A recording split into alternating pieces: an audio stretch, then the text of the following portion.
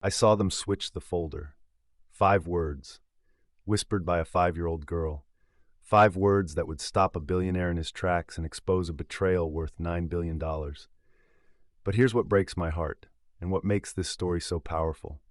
That little girl wasn't supposed to be there. She was the daughter of a cleaning lady, sitting quietly in a corner, trying to be invisible. And those 2 men in expensive suits, they never even glanced at her. They thought no one was watching. They were wrong. Hello, beautiful souls, and welcome to Unbroken Truths. I'm so glad you're here with me today. Before we dive into this incredible story, tell me, where in the world are you watching from? Drop your location in the comments below. I love seeing our community grow across cities, countries, and continents. And if you haven't subscribed yet, please hit that subscribe button right now. These stories need to be heard, and your support helps us share truth, hope, and courage with everyone who needs it. Now let me tell you about Lily Brennan, a woman who worked 3 jobs just to keep food on the table, who scrubbed floors in a glass tower that touched the clouds, who raised her daughter Sophia to believe in one simple truth: always be honest, no matter what. And let me tell you about the day that truth changed everything. It was 3:47 p.m. on a Tuesday afternoon in downtown Chicago, the kind of autumn day where the wind cuts through your coat and the sun barely warms your face. Inside the headquarters of Caldwell Industries, one of those massive glass towers that reflects the sky and makes you feel small just looking at it, everything gleamed with perfection. Marble floors polished so bright you could see your reflection, chandeliers dripping crystal light. Oil paintings are worth more than most people earn in a lifetime. And in the middle of all that wealth and power, on the 15th floor, sat a little girl who didn't belong there at all. Sophia Brennan was 5 years old. She wore her favorite red dress, the one with the white buttons that her mama had found at a thrift store and washed until it looked almost new. Her legs swung back and forth because they couldn't quite reach the floor from the chair her mama had positioned in the corner of a quiet hallway. "Baby girl," Lily had whispered to her that afternoon, kneeling down so they were eye to eye. "Mama's babysitter got sick. I have to bring you to work with me today, but you have to promise me something. You have to sit right here, quiet as a mouse, and don't bother anybody. Can you do that for Mama?" Sophia had nodded solemnly, understanding without being told that her mama could lose her job if she caused any trouble. Lose her job, and they'd lose their tiny apartment, and... Well, Sophia had seen homeless people on the streets. She knew what happened when you had nowhere to go. So she sat, perfectly still, trying to be invisible. The hallway was long and silent except for the occasional echo of footsteps or the distant ring of a phone. Sophia counted ceiling tiles, 43 of them. She watched dust particles dance in the shaft of sunlight coming through the tall window. She pretended she was a princess in a castle made of glass, waiting for something magical to happen. She had no idea how right she was. At exactly 4:12 p.m., 2 men came rushing down the hallway. Sophia heard them before she saw them, fast footsteps, urgent whispers, the sound of someone who didn't want to be noticed. She went completely still, the way children do when they sense danger, making herself small in the chair. The men didn't look at her. Adults never really looked at children, especially children who were trying to be invisible. The first man was so tall his head nearly touched the light fixtures. He wore a gray suit that probably cost more than Lily made in 6 months, and sweat was beading on his forehead despite the cool air conditioning. He kept glancing over his shoulder, his hands shaking. The second man was shorter, stockier, with slicked back hair and cold eyes. He was carrying a folder. Not just any folder. This one had a thick red stripe running diagonally across it. "Hurry up," the tall man hissed, his voice cracking with panic. "He'll be back any minute. If he catches us..." "He won't catch us," the shorter man snapped, but his hands were trembling as he opened the folder. "Just keep watch." Sophia watched through her eyelashes, barely breathing. Something in her 5-year-old gut told her this was wrong. These men were scared. And scared adults doing secret things. That was bad. She'd learned that from watching TV shows with her mama. The shorter man pulled out a stack of papers from the red-striped folder, crisp white pages covered in tiny black letters. He stuffed them inside his jacket pocket, the papers crinkling loudly in the quiet hallway. Then he reached into his other pocket and pulled out different papers. These ones were grayish, slightly different sizes. He slid the gray papers into the folder where the white ones had been. "Done," he whispered, closing the folder with shaking hands. "It's done. He'll sign these instead of the real ones." "And he'll never know?" the tall man asked, his voice desperate. "He'll never know. By the time anyone figures it out, we'll be long gone with our money." They straightened their ties, took deep breaths, and walked past Sophia like she was part of the furniture invisible. But Sophia wasn't invisible. She'd seen everything, and her mama's voice echoed in her head, words Lily had repeated so many times they were burned into Sophia's heart. "Baby girl, the truth matters, even when it's scary, even when it's hard. You always, always tell the truth."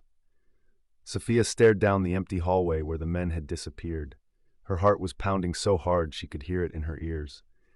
She didn't fully understand that she'd witnessed something about folders and papers and money, but she understood one thing perfectly. Those men had done something very, very wrong, and someone needed to know. What would you do if you were 5 years old and witnessed something like this? Would you stay quiet to stay safe, or would you be brave enough to speak up? Drop your thoughts in the comments. I want to hear from you. The elevator at the end of the hallway chimed softly. The doors slid open, and out stepped the man who owned everything. Christopher Caldwell stepped out of the elevator like he owned the world, which, in many ways, he did. He was 47 years old, tall and imposing, with dark hair starting to silver at the temples. His suit was custom-tailored, his shoes Italian leather, his watch worth more than most people's cars. He'd built Caldwell Industries from nothing 20 years ago, a scrappy startup that grew into a $12 billion empire. Oil, technology, real estate, pharmaceuticals. His fingerprints were everywhere. But success had come at a cost. Christopher barely remembered the last time he really laughed. The kind of deep, genuine joy that made your stomach hurt and tears stream down your face. Somewhere along the climb to the top, he lost that. He lost a lot of things. His marriage had ended 3 years ago. His ex-wife, Catherine, had told him during their final argument, "You don't see people anymore, Chris. You see assets, liabilities, opportunities. But people? You stopped seeing them a long time ago." He dismissed her words as bitterness. But late at night, alone in his penthouse overlooking the glittering Chicago skyline, he sometimes wondered if she'd been right. Christopher walked down the hallway with his eyes locked on his phone, scrolling through emails about quarterly projections and market forecasts. In exactly 18 minutes, he had a meeting that would change everything. The final signing of a merger worth $9 billion. The red-striped folder was waiting in his office, ready for his signature. This deal would cement his legacy, make him untouchable. He would have walked right past Sophia without noticing her at all. But then he heard it. A sound so small he almost missed it, a tiny, frightened whimper. The sound of a child trying very hard not to cry. Christopher stopped. He looked up from his phone for the first time in hours. And there she was, a little girl in a red dress, sitting in a chair that was too big for her, her blue eyes wide with fear and something else, something that looked like desperation. Her small hands gripped the edge of the chair so tightly her knuckles were white. Christopher had learned to read people over decades in boardrooms and negotiations. He could spot a liar, a cheat, a coward from across a conference table. And this child's face was screaming one thing: something is terribly wrong. For the first time in months, maybe years, Christopher forgot about his phone, his meeting, his empire. He slipped the phone into his pocket and walked toward the little girl. He never was particularly good with children. His own childhood had been lonely, spent mostly with nannies while his parents traveled the world, and he'd never had kids of his own. Catherine had wanted them, but he'd always said, not yet, until eventually it was too late. But something about this child's expression cut through all his defenses. Christopher crouched down slowly, making himself smaller, less intimidating. The movement felt foreign. When was the last time he'd lowered himself to anyone's level? "Hey there," he said softly, trying to make his voice gentle. "Are you okay?" Sophia looked at him with those enormous blue eyes, and for a long moment she couldn't speak. This man was so tall, so important looking. His suit probably cost more than everything her mama owned. What if he got angry? What if he didn't believe her? What if she got her mama fired? But then she remembered the men, the folder, the papers, and she remembered her mama's voice. Always tell the truth, baby girl. Always. Sophia took a shaky breath. Her voice came out barely louder than a whisper. I saw them switch the folder. Christopher froze. Every muscle in his body went rigid.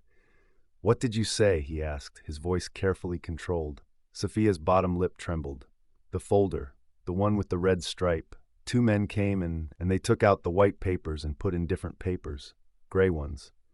Tears began sliding down her cheeks. They said you'd never know. They said they'd have their money and be gone. Time seemed to stop. Christopher's mind was racing at light speed, but outwardly he remained perfectly calm. Years of high-stakes negotiations had taught him never to show shock, never to reveal his hand. But inside, his heart was pounding like a war drum. The red-striped folder. The merger documents he was supposed to sign in, he glanced at his watch. 16 minutes documents that would transfer billions of dollars, restructure two companies, affect thousands of lives. If someone had switched those papers, if he signed fraudulent documents, the consequences would be catastrophic. Criminal charges, lawsuits, complete corporate collapse. And this tiny, frightened child had just saved him from walking straight into a trap. Christopher forced himself to take a slow breath. He looked into Sophia's tearful eyes and spoke with gentle firmness. Sweetheart, you did the right thing by telling me. You're not in any trouble, I promise you that. But I need you to tell me everything you saw. Can you do that? Sophia nodded, wiping her nose with the back of her hand. Between hiccuping breaths, she described the two men, one very tall and nervous, one shorter with slicked-back hair. She described how they'd looked over their shoulders, how they'd opened the folder with shaking hands, how they'd switched the papers and talked about money. With each detail, Christopher's jaw tightened. He knew exactly who she was describing. Trevor Banks and Daniel Pierce, two of his junior executives, men he trusted, men who have been with the company for years, men who were about to destroy everything unless he stopped them. What's your name? Christopher asked gently. Sophia, she whispered.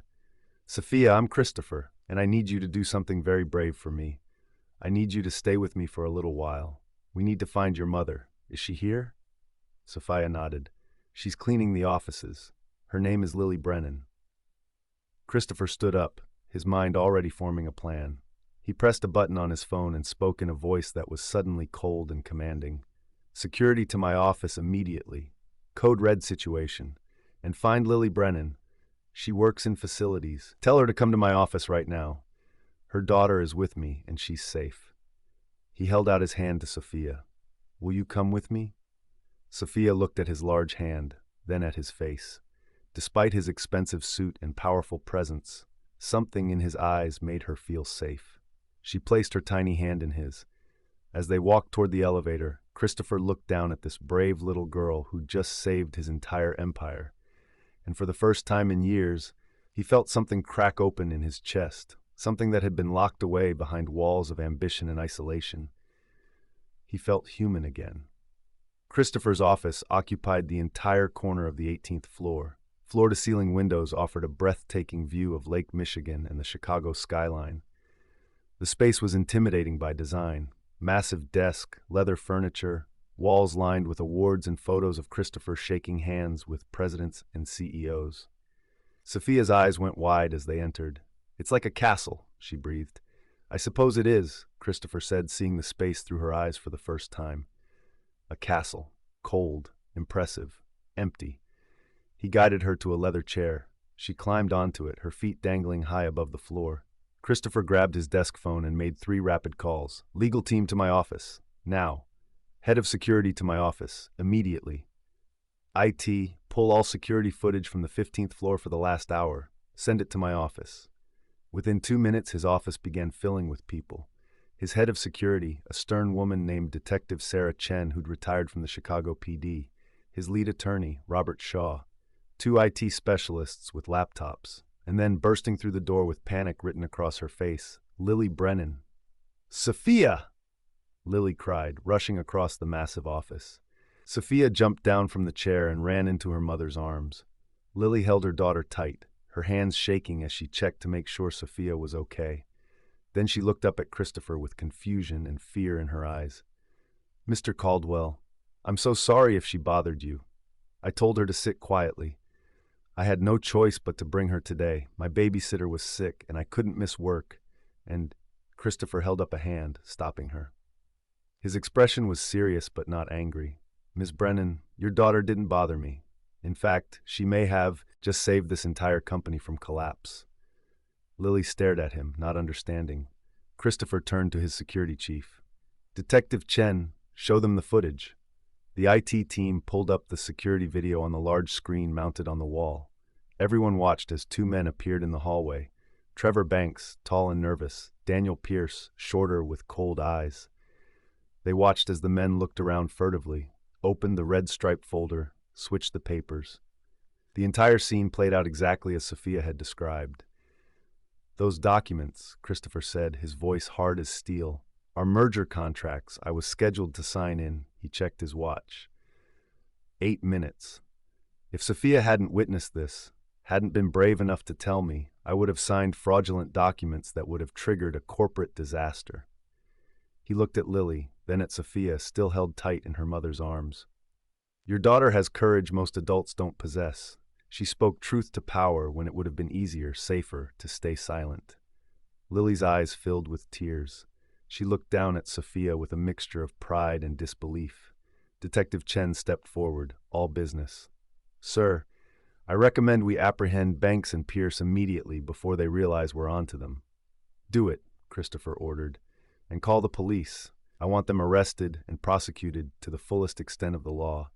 This is corporate fraud, conspiracy, and attempted theft of billions of dollars." As security rushed out to make the arrests, Christopher turned back to Lily and Sophia. He pulled up a chair and sat down, bringing himself to their level. "Miss Brennan, I need to ask you something. How did you teach your daughter to be this brave, this honest?" Lily blinked, surprised by the question. I just taught her to tell the truth, sir, no matter what, even when it's scary." Her voice grew quieter. "When you don't have much in this world, sometimes the only thing you have is your word, your honesty. I wanted Sophia to know that matters more than anything." Christopher felt those words hit him like a physical blow. When you don't have much in this world, sometimes the only thing you have is your word. He'd spent 20 years building an empire, accumulating wealth and power. But somewhere along the way, he'd lost sight of the simple truths this cleaning lady understood in her bones. He looked at Sophia, who was watching him with those clear, honest blue eyes. "Sophia," he said softly, "you're a hero. Do you understand that?" Sophia shook her head, confused. How could she be a hero? She'd just been sitting in a chair. Christopher smiled, a real smile, the first in longer than he could remember. "You saved thousands of people's jobs today.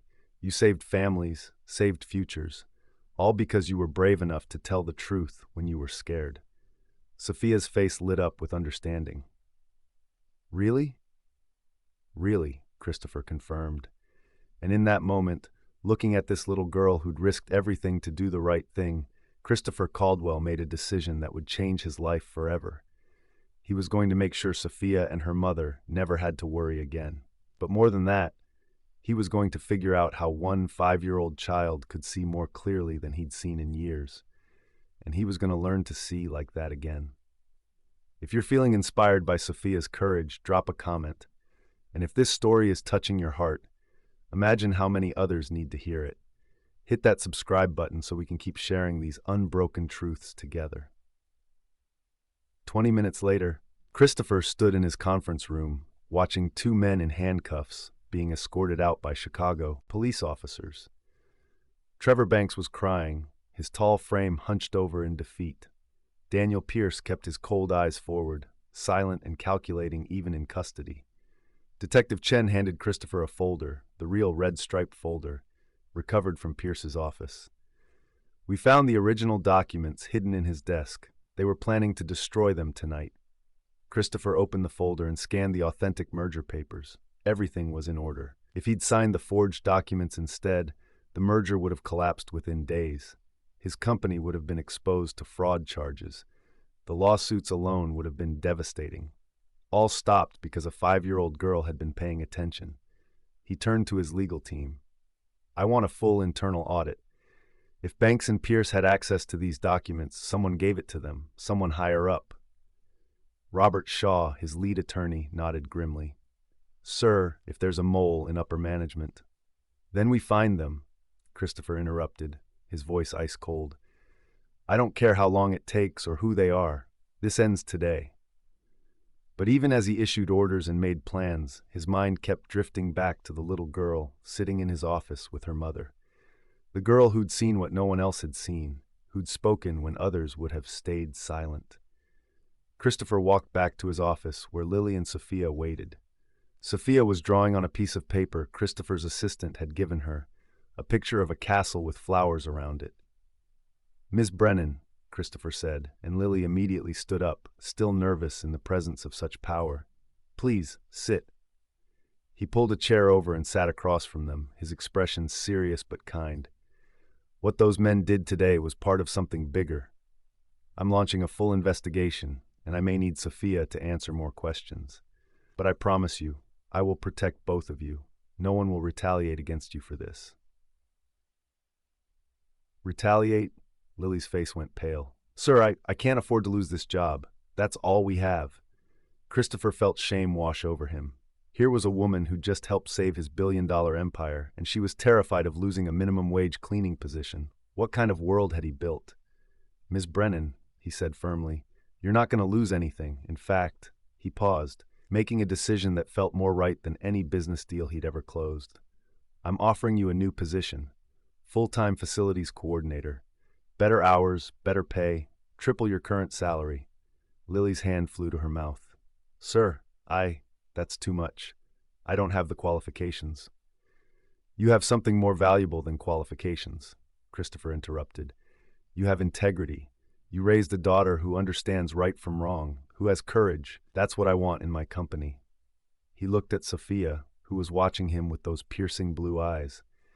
And Sophia gets enrolled in our corporate scholarship program, full education coverage, from now through college if she wants it. Lily burst into tears, real, raw sobs of relief and disbelief. For the first time in Sophia's life, her mama didn't have to choose between rent and food, didn't have to work 3 jobs, didn't have to lie awake at night, terrified of one unexpected expense destroying everything. Thank you, Lily whispered through her tears. Thank you so much. But Christopher wasn't done. He knelt down in front of Sophia, looking into her eyes with an intensity that made her sit up straighter. Sophia, I need you to promise me something. Okay, she said seriously. Promise me you'll never stop being exactly who you are right now. Someone who tells the truth even when it's scary. Someone who speaks up when something's wrong. World needs more people like you. Will you promise? Sophia thought about it carefully, understanding somehow that this was important. Then she held out her pinky finger. Pinky promise, she said. Christopher smiled and linked his much larger pinky with hers. Pinky promise. As they shook on it, Christopher felt something shift inside him.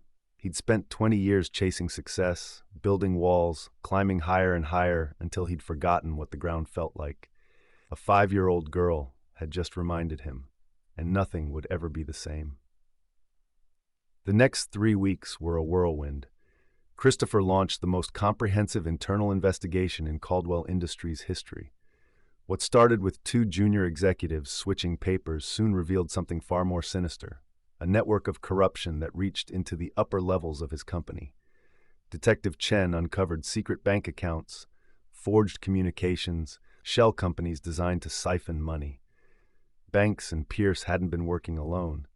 They'd been paid by someone inside Caldwell Industries to sabotage the merger. The question was, who? Christopher spent 16-hour days interviewing employees, reviewing financial records, following paper trails that twisted and turned like a maze. The pressure was immense. The board of directors was nervous. Investors were asking questions. The merger had been postponed indefinitely while the investigation continued. But through it all, Christopher found himself doing something unexpected. Every afternoon at 4 p.m., he left his office and walked down to the 15th floor where Sophia now spent her after-school hours in the company's newly established childcare center, a program Christopher had fast-tracked into existence.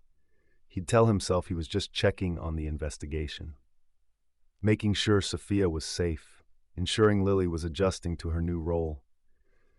But the truth was simpler and more complicated. Sophia made him remember who he used to be. "Mr. Christopher," she'd call out when she saw him, her face lighting up with genuine joy. She'd started calling him that after he told her Mr. Caldwell felt too formal for friends. They'd sit together in the common area, and Sophia would tell him about her day, what she learned in kindergarten, the picture she'd drawn, the new friends she'd made. Simple things, small things, things that somehow mattered more than quarterly reports and stock prices. "Why do you always look so serious?" Sophia asked him one afternoon, tilting her head with that unfiltered curiosity only children possess. Christopher paused, caught off guard. "I suppose I have a lot to worry about." "But worrying doesn't fix things," Sophia said matter-of-factly. "My mama says worrying is like a rocking chair. It gives you something to do but doesn't get you anywhere." Christopher actually laughed for the first time in months. "Your mama is very wise." "She is," Sophia agreed. Then she looked at him with those piercing blue eyes. "You're not happy, are you?" The question hit Christopher like a punch to the chest. This child saw right through him, through the expensive suits, the power, the success, straight to the empty core he'd been hiding for years. "I'm working on it," he said quietly. Sophia smiled and took his hand. "Good, because you're nicer when you smile." Meanwhile, the investigation was reaching a critical point. Detective Chen walked into Christopher's office one evening with a grim expression. "Sir, we found him, the person who paid Banks and Pierce to sabotage the merger." Christopher's jaw tightened. "Who?" "James Morrison, your CFO." The name hit Christopher like ice water. James Morrison had been with him for 12 years. He'd been at Christopher's wedding. They'd celebrated victories together. James was one of the few people Christopher had considered a friend. "Are you sure?" Christopher asked, his voice dangerously quiet. Detective Chen laid out the evidence: bank transfers, encrypted emails, phone records. It was all there. James had orchestrated everything, paid Banks and Pierce to swap the documents, planning to profit when the merger collapsed and Caldwell Industries' stock plummeted. He would have made hundreds of millions. And he would have destroyed everything Christopher had built. "Bring him in," Christopher ordered, his voice cold. "Tomorrow morning. I want to look him in the eye when we arrest him." That night, Christopher couldn't sleep. He stood at his penthouse windows, staring out at the city lights, feeling betrayed in a way that cut deeper than any business deal gone wrong. James had been a friend, or so Christopher thought. But had he really been? Christopher realized with painful clarity that he didn't actually know James at all. Didn't know his dreams, his struggles, his family. They'd spent years in meetings together, but they'd never really connected. Not the way Christopher connected with Sophia in their simple afternoon conversations. He'd built an empire of strangers, and one of those strangers had tried to destroy him. The only person who'd saved him was someone he'd never even noticed before. A cleaning lady's daughter, a child the old Christopher would have walked right past. His phone buzzed. A text from Lily. "Sophia wanted me to tell you good night. She says you worry too much and should try counting sheep." Christopher smiled despite everything. Even now, that little girl was looking out for him. Tomorrow he'll confront James Morrison. Tomorrow he'd end the betrayal once and for all. But tonight, he'd take Sophia's advice. He'd try to worry less. And just maybe, he'd remember how to be human again. Drop a comment if you've ever had someone betray your trust. How did you handle it? And don't forget to subscribe. These stories of truth and redemption need to reach everyone who's fighting their own battles. The next morning, James Morrison walked into Christopher's office with his usual confident smile, carrying his leather briefcase and expensive coffee. He had no idea the entire executive board was waiting for him, or that Detective Chen stood by the door with 2 police officers. "Chris, what's going on?" James asked, his smile faltering as he saw the grim faces around the conference table. Christopher stood at the head of the table, his expression carved from stone. "Sit down, James." Something in Christopher's voice made James's face go pale. He sat slowly, his eyes darting around the room, calculating, assessing. "We know everything," Christopher said quietly.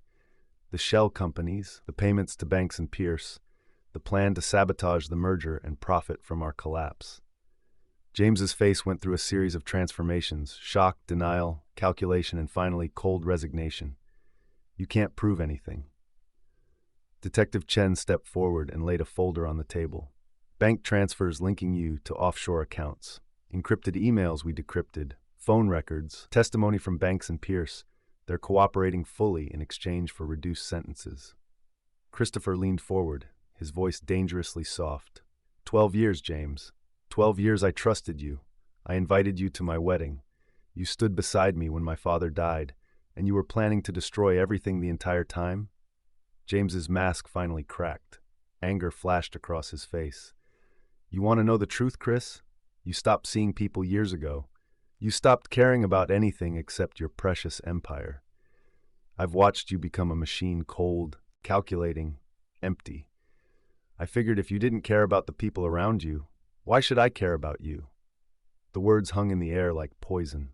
Christopher felt them sink in, felt the truth in them, even as he recognized the rationalization for what it was, a betrayal trying to justify itself. "You're right," Christopher said quietly, and everyone in the room turned to look at him in shock. "I did stop seeing people. I did become exactly what you described. But you know what the difference is between you and me?" He stood up, his full height imposing. "I'm trying to change. A 5-year-old girl showed me what I'd become, and I'm doing everything in my power to be better. But you saw my flaws and used them as an excuse to steal, to betray, to hurt thousands of innocent people who depend on this company."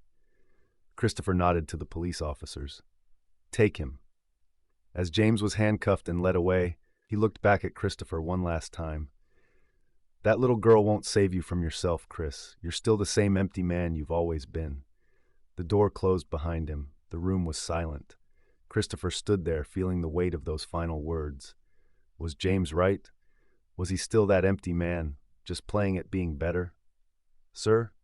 Detective Chen's voice was gentle. "For what it's worth, I've seen a lot of people in my career. Good ones, bad ones, and everything in between. The bad ones never question themselves. They never try to change. You're not who you were 3 weeks ago. Anyone can see that." Christopher nodded slowly, but doubt had taken root in his chest. That afternoon, when Sophia came bounding into the common area, she immediately noticed something was wrong. "Mr. Christopher, you look sad again." He tried to smile, but it didn't reach his eyes. "Just a difficult day, sweetheart." Sophia climbed onto the chair next to him and took his hand in both of hers. "My mama says everybody makes mistakes, but good people try to fix them. Are you trying to fix your mistakes?" Christopher looked down at this wise little girl and felt emotion clog his throat. "I'm trying." "Then you're good people," Sophia said simply, as if it were the most obvious thing in the world. And somehow, in her clear, honest certainty, Christopher found the strength to believe her. The arrest of James Morrison sent shockwaves through Caldwell Industries and the entire Chicago business community. The story leaked to the press within hours. Billionaire CEO's right-hand man arrested for $9 billion fraud. The headlines were brutal. The board of directors called emergency meetings. Investors panicked. Stock prices plummeted, and the merger, the deal that would have secured Christopher's legacy, collapsed completely. The other company pulled out, citing instability and lack of trust in Caldwell Industries' leadership. Christopher worked 20-hour days trying to stabilize the company, but every time he fixed one problem, 3 more appeared. Lawsuits, investigations, federal regulators asking questions, partners backing away. His entire empire, 20 years of work, was crumbling. Worse, the media discovered Sophia's role in uncovering the fraud. Reporters camped outside the building. They found out where Lily and Sophia lived. Camera crews followed them to school, to work, to the grocery store. One evening, Christopher received a panicked call from Lily. "Mr. Caldwell, I can't. There are people everywhere. Sophia's scared. She won't leave the apartment. She thinks she did something wrong. She thinks all of this is her fault." Christopher felt his heart break. This innocent child who'd saved everyone was now being hounded by vultures with cameras. I'm sending security to your apartment right now, he said. 24-hour protection, and I'm moving you both to a secure location until this dies down. We can't afford. You're not paying for anything. This is my responsibility. Sophia saved my company, and now I'm going to protect her. But even as he made arrangements, Christopher felt the weight of failure crushing him. He'd promised to keep them safe. Instead, he'd made them targets. That night, alone in his office, Christopher stared out at the city and felt more isolated than ever. James had been right about one thing. Christopher had built his life on shallow foundations. And now, when everything was falling apart, he had no one. No real friends, no family, no one who actually knew him. His phone buzzed. A text from Lily. Sophia drew you a picture. She wanted me to send it. The image loaded, a crayon drawing of two stick figures holding hands, one tall, one small. Above them, Sophia had written in her careful kindergarten handwriting, Mr. Christopher and me, friends forever. She'd misspelled friends, but that made it more perfect somehow. Christopher felt tears burn his eyes for the first time in years. This little girl still believed in him, even as his world collapsed. He couldn't let her down.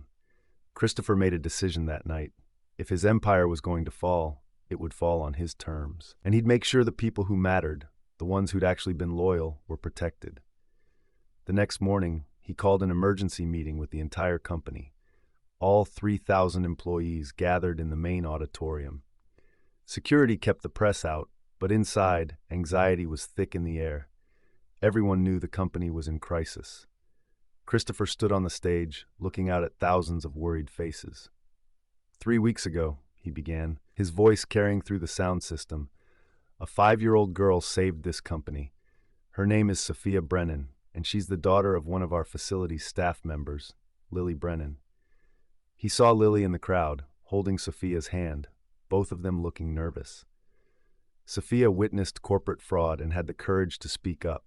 Because of her, we caught the criminals before they could destroy us. But in the process, something else happened. Something more important. Christopher paused, letting his words sink in. Sophia reminded me what this company should be about. Not just profit, not just deals, but people. Real people with families and dreams and lives that matter. He looked directly at Lily and Sophia. I'm sorry that speaking the truth puts you both in danger. I'm sorry the media circus has made your lives difficult, but I want you to know, and I want everyone here to know, that I will never forget what you did, and I will never stop trying to be worthy of the courage you showed. The auditorium was completely silent. Here's what I've decided, Christopher continued. We're not just going to survive this crisis. We're going to become something better. Starting today, I'm implementing changes that should have happened years ago. Better wages for all support staff. Real healthcare coverage, paid family leave, anonymous reporting systems so people can speak up when they see something wrong without fear of retaliation. Murmurs spread through the crowd. Shock, hope, disbelief. Some of you are wondering if we can afford this. The truth is, we can't afford not to. A company is only as strong as the people who build it, and I've spent too long treating people like assets instead of human beings. Christopher's voice grew stronger. James Morrison betrayed us because he saw me become cold and empty. He was right about that. But he was wrong about one thing. People can change. I'm changing. This company is changing. And anyone who doesn't like it can leave. He looked out at the sea of faces. But for those of you who stay, I promise you this. I will see you. I will value you. And I will fight for you the way Sophia fought for all of us when she whispered the truth. The applause started slowly, then built into a thunderous wave. Christopher stepped down from the stage and walked directly to where Lily and Sophia stood. He knelt down in front of Sophia, who was crying happy tears. You saved me, he said softly. Not just my company, me. Thank you. Sophia threw her arms around his neck and hugged him tight, and Christopher Caldwell, billionaire, CEO, master of industry, finally understood what real wealth felt like. If this story is moving you, share it with someone who needs to hear it today, and hit subscribe so we can keep bringing these truths to light together. The next 3 months were a war. Christopher fought for his company like never before, but this time, he wasn't fighting alone. The employees, inspired by his transparency and commitment to change, rallied behind him. They worked longer hours, took pay cuts voluntarily to help with cash flow, and defended the company's reputation everywhere they went. The media narrative began to shift. What started as a scandal became a story of transformation. How a child's honesty saved a billion-dollar company and changed its soul, read one headline. Investors who'd fled began returning. New partners emerged, companies that wanted to align with Caldwell Industries' new values-driven approach. Christopher personally testified before federal regulators, laying out everything they'd discovered about the fraud. He held nothing back, exposing every weakness in the company's systems. His honesty shocked the investigators. CEOs usually hid problems, not volunteered them. "Mr. Caldwell," one regulator said, "in 30 years, I've never seen someone in your position be this forthcoming." "I learned it from a 5-year-old, Christopher replied simply. Banks and Pierce were sentenced to 15 years in federal prison. James Morrison got 25 years. The judge cited his position of trust as an aggravating factor. At the sentencing, James looked at Christopher one last time. "You think you've won? You think you're some kind of hero now?" Christopher met his former friend's eyes without flinching. "No, I'm just someone who's trying to do better. That's all any of us can do." But the real victory came 6 months after Sophia first whispered her truth. A new merger opportunity emerged, bigger, better, more aligned with the company's transformed values. A partnership with an international corporation that shared Christopher's vision of ethical business. The deal was worth $12 billion, more than the original merger would have been. The board approved it unanimously. The shareholders celebrated. And on the day Christopher signed the documents, verified by a dozen lawyers, he asked for one special witness to be present. Sophia Brennan, now 6 years old, sat next to him at the massive conference table. Her legs still didn't quite reach the floor. "You know what these papers mean?" Christopher asked her gently. Sophia nodded seriously. "They mean the company is safe and everybody keeps their jobs." "That's exactly right. And none of this would have happened if you hadn't been brave that day." He held out a pen, an expensive fountain pen engraved with the company logo. "Will you help me sign?" Sophia's eyes went wide. "Really? Really?"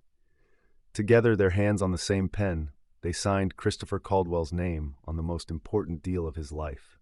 The room erupted in applause. Christopher looked at Lily, who was crying happy tears. He looked at Detective Chen, who nodded with respect. Looked at his new executive team, people he'd carefully chosen, not just for their skills, but for their integrity. And he looked at Sophia, whose honest blue eyes had saved them all. "Thank you," he whispered to her, "for everything." Sophia smiled her brightest smile. "You're welcome, Mr. Christopher. I'm glad you're not sad anymore." And he wasn't. For the first time in 20 years, Christopher Caldwell felt truly, deeply happy, not because of money or power or success, but because he'd finally learned to see what mattered. 1 year after the day that changed everything, Christopher stood in the same park where he'd held the company celebration. But this time, it was different. This time was special. He'd organized a scholarship ceremony, the first annual Sophia Brennan Courage Award, a full-ride scholarship given to children of Caldwell Industries employees who demonstrated exceptional honesty and bravery. 10 children received scholarships that day. 10 families who would never have to worry about education costs. 10 kids who'd get opportunities they'd never dreamed possible. But Sophia was the guest of honor. She stood on the small stage in a beautiful blue dress, the silver star necklace Christopher had given her gleaming in the sunlight. She was 7 now, confident and bright, her smile lighting up the entire park. "When I was 5, Sophia said into the microphone, her voice clear and strong, "I saw something wrong and I was really scared. But my mama taught me that telling the truth is always right, even when it's hard." The crowd of thousands, employees, families, press, local politicians, listened in absolute silence. Mr. Christopher listened to me, even though I was just a little kid. He believed me. And he taught me something too, that your voice matters, no matter how small you are, that speaking up can change everything. She looked at Christopher, who stood at the side of the stage with tears streaming down his face.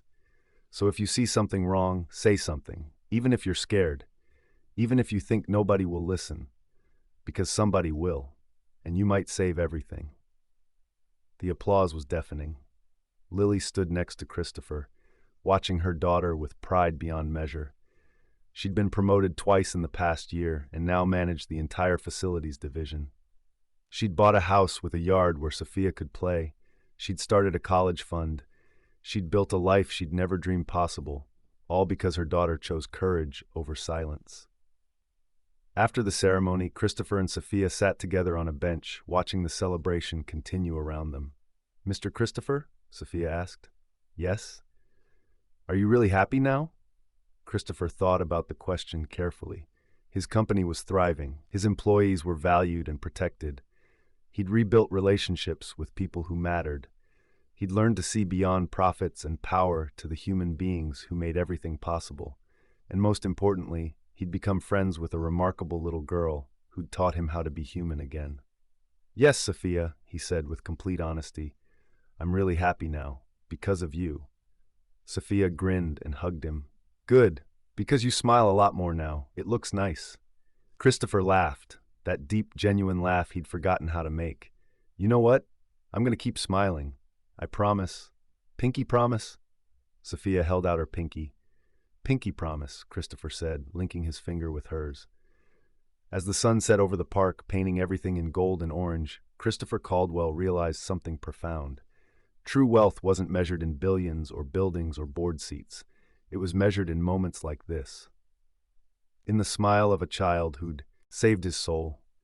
In the trust of employees who believed in second chances. In the simple act of choosing compassion over cold calculation. He'd spent 20 years climbing to the top of the world, only to discover the real treasure was waiting at the bottom in the courage of a cleaning lady's daughter who refused to stay silent. Sophia had whispered 5 words that day. I saw them switch the folder. But what she'd really said was, I see you, all of you, and you matter.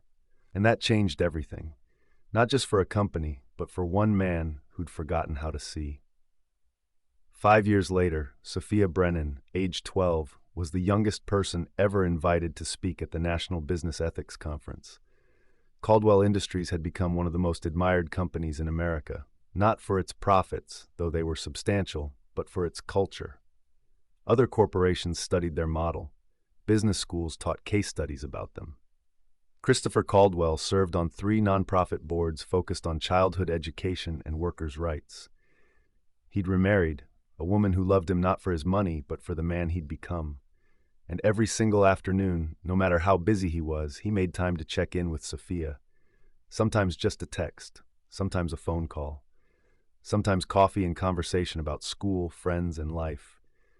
Because she'd taught him the most important lesson he'd ever learned. The smallest voice in the room can be the loudest when it speaks the truth. And listening to that voice can save everything. Thank you for staying with me through Sophia's incredible journey. If this story touched your heart, do me a favor. Share it with someone who needs to be reminded that their voice matters, that courage comes in all sizes, and that speaking the truth, even when you're scared, can change the world.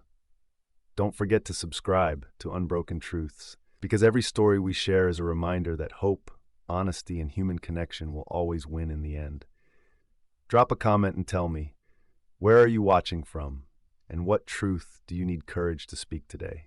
Until next time, keep speaking your truth, keep shining your light, keep being unbreakably, beautifully you. This is Unbroken Truths, and this was Sophia's story.